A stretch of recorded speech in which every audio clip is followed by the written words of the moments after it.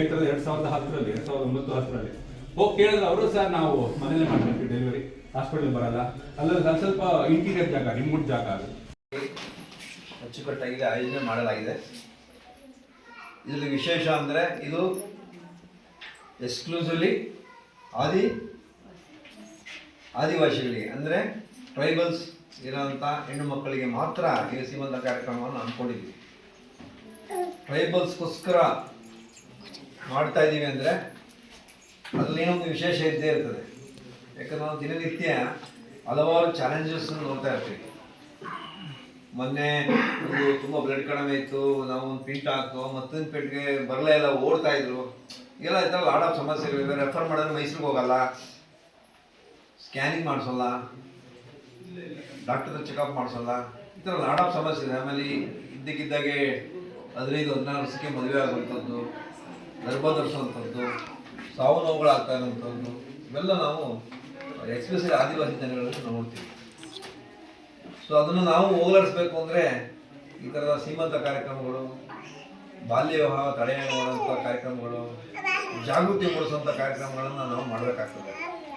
So ಆ ನಿಟ್ಟಿನಲ್ಲಿ ಇವತ್ತು ಡಾಕ್ಟರ್ ಕ್ಯಾಪ್ಟನ್ ರಘುನಾಥ್ ಸರ್ ಬಗ್ಗೆ ನಾನು ತುಂಬ ಹೆಮ್ಮೆಯಿಂದ ಹೇಳ್ತೀನಿ. ಯಾಕಂದರೆ ನಾವು 8-9 ವರ್ಷ ಹಿಂದೆ ಬೆಂಗಳೂರಿಗೆ ಹೋಗಿದ್ದಾಗ ನಾನು ಕಾರ್ಯಕ್ರಮ ಅಸೆಸ್ಮೆಂಟ್ ಎಲ್ಲ ಮುಗಿದು ಊಟಕ್ಕೆ ಕರ್ಕೊಂಡು ಹೋದಾಗ ನಾನು ಕೇಳಿದೆ, ನೀವು ಇಷ್ಟೊಂದು ಈಸಿಲಿ ಈ ಸೋಷಿಯಲ್ ವರ್ಕ್ ಇಷ್ಟೊಂದು ಮಾಡ್ತಿರಲ್ಲ, ಇಷ್ಟೊಂದು ಆಕ್ಟಿವಿಟೀಸ್ ಮಾಡ್ತಿರಲ್ಲ, ಹೆಂಗೆ ಸಿಗುತ್ತೆ ಟೈಮು ಅಂತ ನಾನು ತುಂಬ ಪ್ರೆಸ್ ಮಾಡಿ ಕೇಳಿದೆ. ಯಾಕಂದರೆ ಗೌರ್ಮೆಂಟ್ ಸೆಟಪಲ್ಲಿ ಇವತ್ತು ತುಂಬ 24/7 ವರ್ಕ್ ಮಾಡೋದು ಸಾಲ. ಆ ಥರ ವರ್ಕ್ ಇರುವ ಮಧ್ಯದಲ್ಲಿ ಸಾರ್ವಜನಿಕರಿಗೆ ಅನುಕೂಲ ಆಗೋಂಗೆ ಸುಮಾರು ಎಡಗೆ ದಾನಿ ಅಂದರೆ ಬಲಗೆ ದಾನಿ ಅಂದರೂ ತಪ್ಪಾಗಲಾರದು ಈ ಒಂದು ಸಂಘನ ಕಟ್ಕೊಂಡು ಎಲ್ಲ ಕಡೆ ಅವರು ಒಂದು ಇದೇ ಇದೆ ಇದರಲ್ಲಿ ವೆಬ್ಸೈಟಲ್ಲಿ ಅಷ್ಟು ಕಾರ್ಯಕ್ರಮಗಳನ್ನು ನಾನು ನೋಡಿದ್ದೀನಿ. ಸೊ ಆ ಬದ್ಧತೆ ಇದೆ.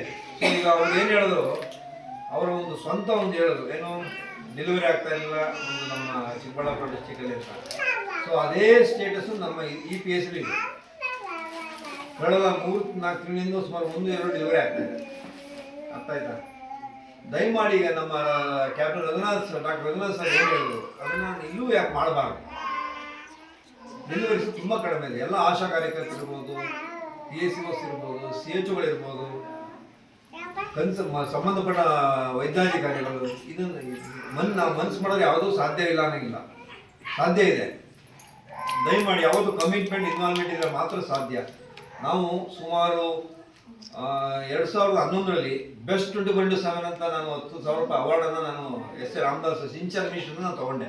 ಒಂದು PSCಲಿ ನಂಬ್ತಿರೋ ಬಿಡ್ತಿರೋ 128 ಮಾಡ್ಕೊಳ್ಳೋದು ಬರ್ತ್ಡೇ ಮಾಡಿಬಿಡ್ತಾರೆ ಮಕ್ಕಳು. ಆದರೆ ಹುಟ್ಟಿದ ಒಂದು ದಿನವನ್ನು ವಿಜೃಂಭಣೆಯಿಂದ ನಮ್ಮ ಆದಿವಾಸಿ ಸಮುದಾಯದಲ್ಲಿ ಮಾಡ್ತಾರೆ. ಆದರೆ ಗರ್ಭಾವಸ್ಥೆಯಲ್ಲಿದ್ದಾಗ ಆಕೆಗೆ ಮಾಡ್ತಕ್ಕಂಥ ಏನು ಒಂದು ಸಂಪ್ರದಾಯ ಇದೆ ಅದು ಆಗ್ತಾ ಇರಲಿಲ್ಲ.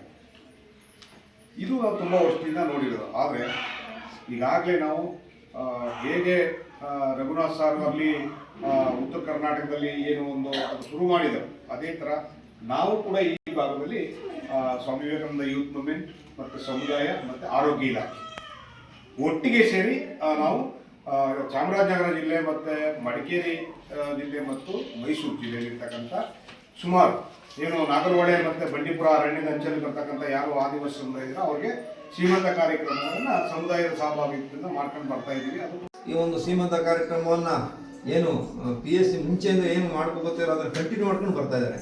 ಸೊ ಅವರಿಗೆ ನಾನು ತಾಲೂಕು ಆಡಳಿತ ವತಿಯಿಂದ ಮತ್ತು ಇಲಾಖೆ ವತಿಯಿಂದ ನಾನು ತುಂಬ ಅಭಿನಂದನೆ ಸಲ್ಲಿಸಲಿಕ್ಕೆ ಇಷ್ಟಪಡ್ತೀನಿ ಸರ್.